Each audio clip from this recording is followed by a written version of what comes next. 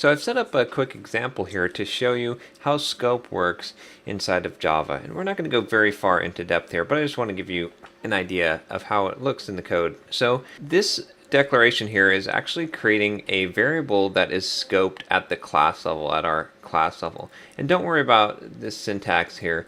Just know that this is a variable called age that is at the class level, and it's set to 50. And I've commented out some other lines here, and we can see that if we call this system.out.println and see what the age is, we can see that it is set to 50, just like we had declared here.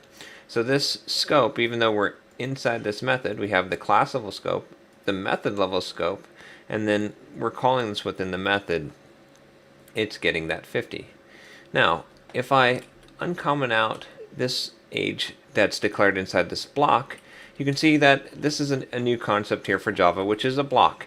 And we'll get into this more when we get into conditionals. But basically, any set of statements in Java, any number of lines, can be grouped into a block, and they'll be executed as one statement. So anywhere where you could have one statement, you can have a block instead. A block has its own scope. If you remember from the diagram we looked at, this is inside of a method. It has a scope.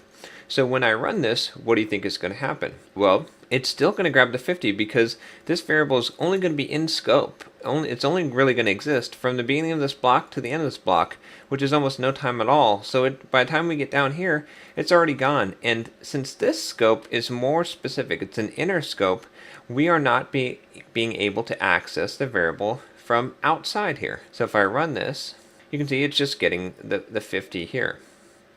Now, let's change this. Let's uncomment this one. And this is in the method level scope. So now what do you think is going to happen?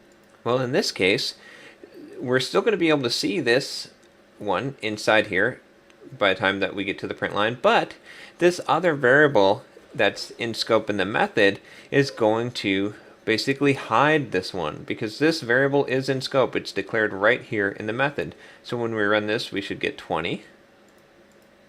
And you can see we've gotten 20. Now let's try one more experiment here. Let's go ahead and move this print line instead of in here right into this block. So now it's in this small scope here.